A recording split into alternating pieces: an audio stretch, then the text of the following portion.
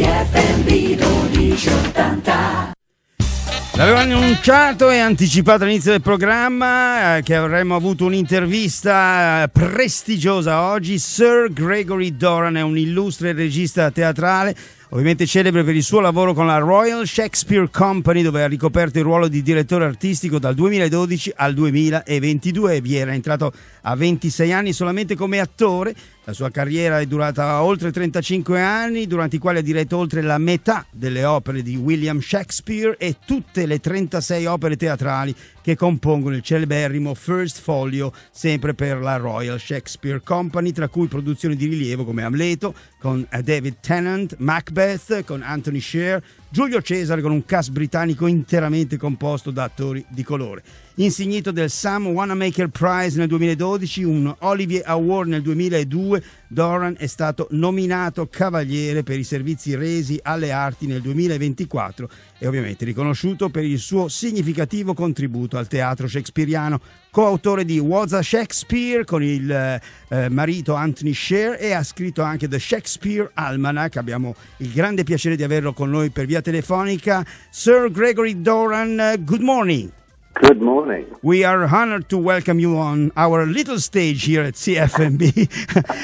I read that from the Sunday Times called you one of the greatest Shakespeareans of his generation. So my question would be, what does make one to be a great Shakespearean?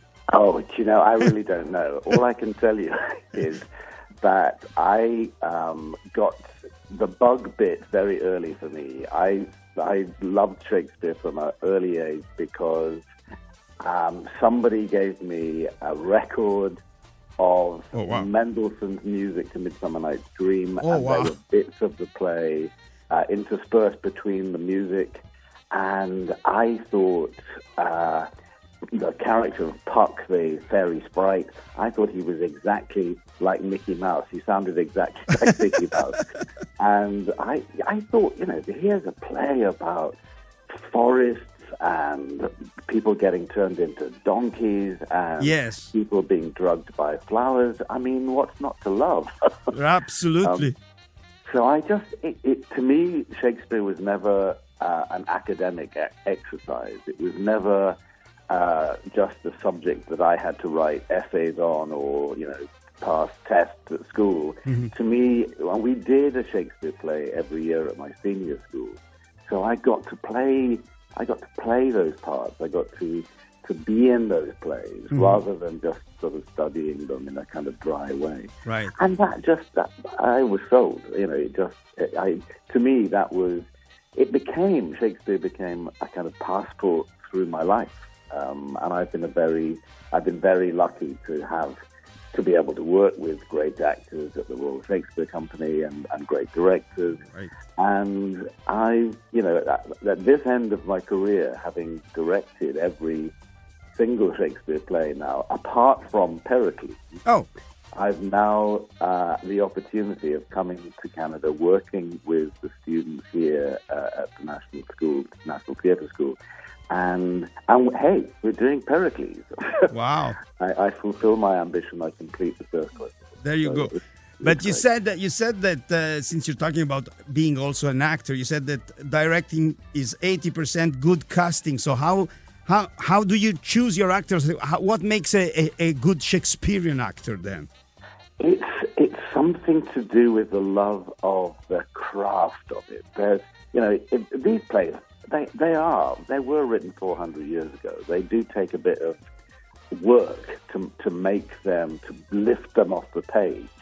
But once you've got that, Shakespeare just grabs you. And somebody said to me, why is Shakespeare relevant today? Yes. And I said, if you've ever been in love, if you've ever been jealous, if you've ever been ambitious, if you've ever feared, your own mortality, it's all there in Shakespeare. So if you've ever been a human being, basically. If you've ever been exactly right. Exactly right. But it's still quite an intimidating author, Shakespeare. Is it possible to make it more accessible? I think, I did a production, for instance, recently of King Lear. Mm-hmm. and we took it to New York, in fact. And somebody came up to me at the end of the performance and said, I didn't realize you were going to put the whole play into modern English. Mm-hmm. And I said, we didn't. Oh. It's just that the actors, if you've got good actors and they really know what they're talking about, right, there's no problem with the language. You know, I've worked with, at the RSC, we worked with about 500,000 young kids every year in schools. Wow. And you find that if nobody's told them it's difficult, they don't find it difficult. Right. But talking about this new generation used to very fast culture, TikTok culture.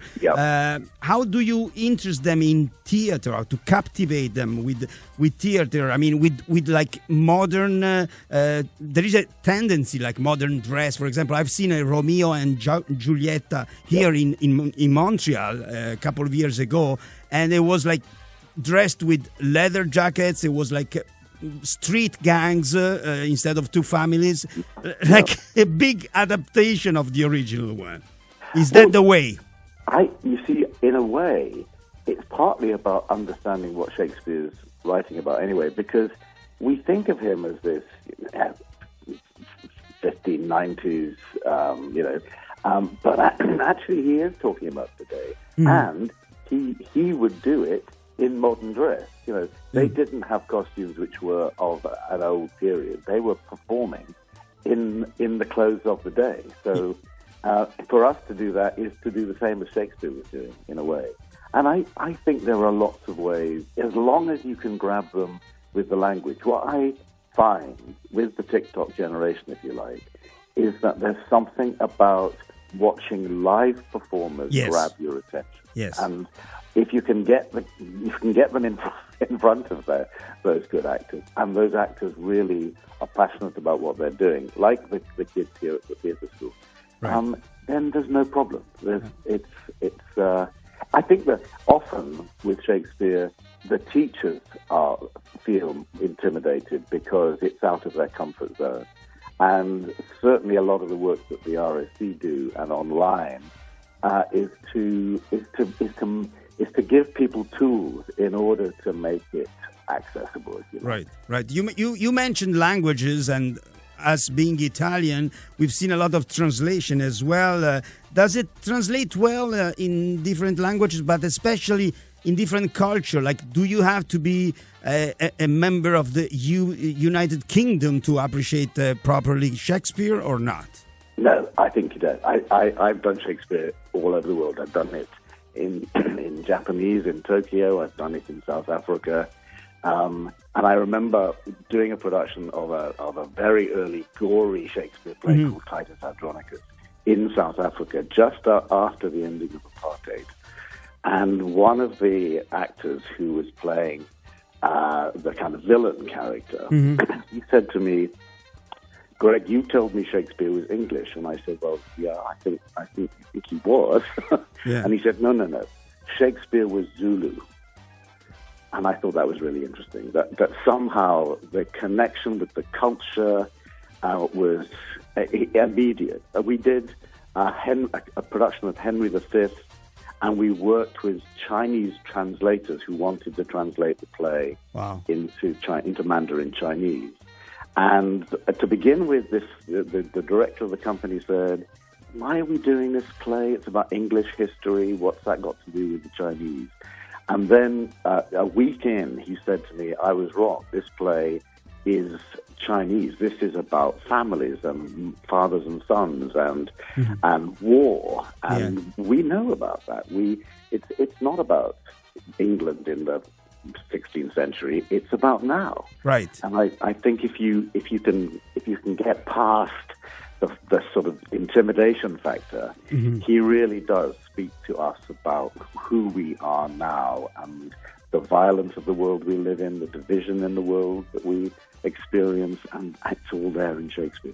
Right, but how about, since you're talking about now, like there has been various controversy here in Canada with Black Matters, with diverse gender, with indigenous theater. So like this, what is called woke diversity representation, let's say. Do you still think that Shakespeare would still be politically correct? I think he was written 400 years ago. Yes. There are certain things that, we need to negotiate, but it's what's really interesting is just how fresh his perspective is. He's, you could say Merchant of Venice is an anti-Semitic play, or you could say actually it's a play about anti-Semitism. It's a play about racism, not a racist play. Yeah. And I think that the riches to be mined by looking at Shakespeare and interpreting Shakespeare. Whether that's West Side Story instead of Romeo and Juliet, or the ballet of Romeo and Juliet is fantastic. It translates into so many other different media.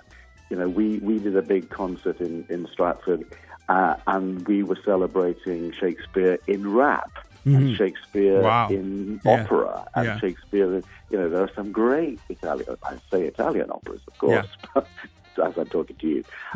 But there are great operas of Shakespeare as well. So it's about the stories he tells and the way he reveals us to ourselves, the way he talks about us as human beings from 360 degrees, I think. Yeah. So you mentioned Italian, so I have to ask you this, because, he knew very well Italy, let's put it this way.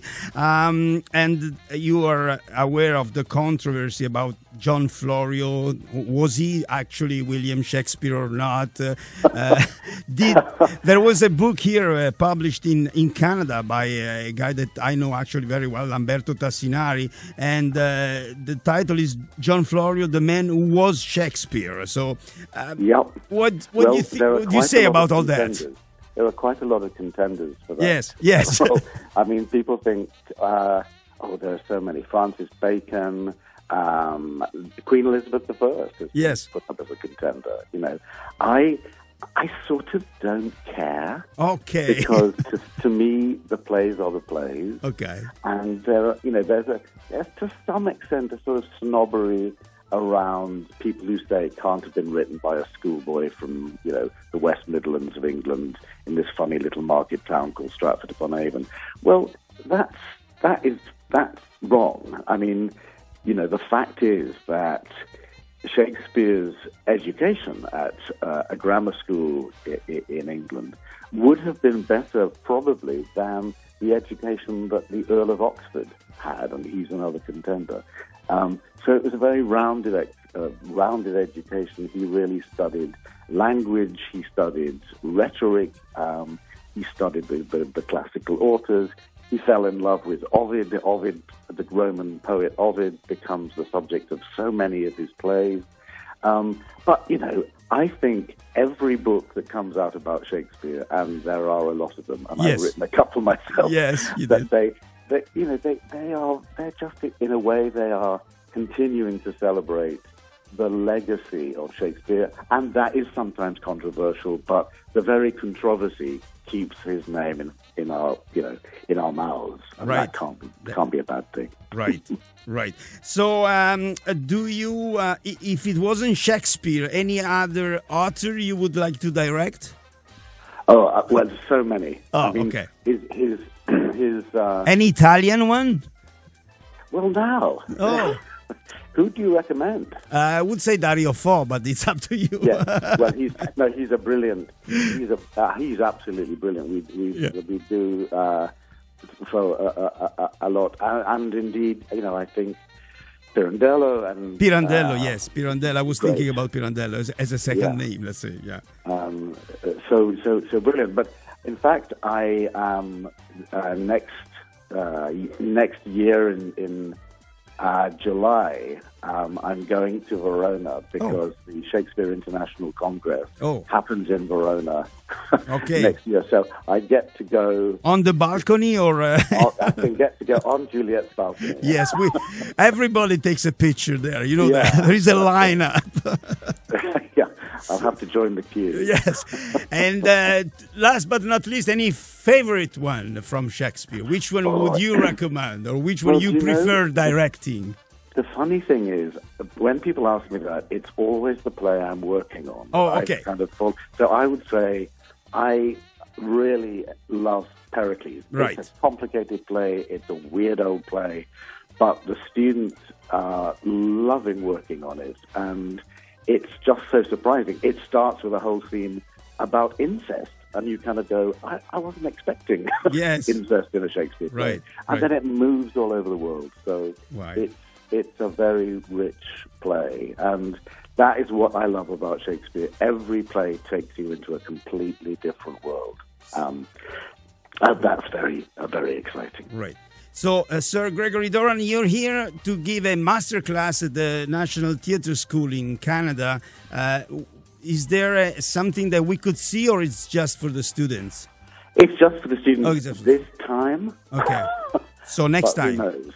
Maybe I've fallen in love with Montreal. You should, yes. It's a beautiful city. I've been up to a couple of times to the Musée de Beaux-Arts. Yes. What an extraordinary collection that is. Yes. The Kent Monkman exhibition I've been to twice already. There's so much going on in this city. Absolutely. And honestly, it's a wonderful place to be. You're in the right place if you love theater, let's put it this way. I'm not talking badly about other cities in Canada, but Montreal is the capital of culture, let's put it this way. I'm glad to hear you say that. Sir Gregory Doran, thank you very much for being with us this morning. Great pleasure. Thank you. Take care. Bye. Era Sir Gregory Doran, ricordo questo illustre regista teatrale che ha lavorato anche come direttore artistico per 10 anni della Royal Shakespeare Company, in visita a Montreal per offrire una masterclass agli studenti della National Theatre School. Non potevamo mancare l'occasione di parlare con lui di Shakespeare.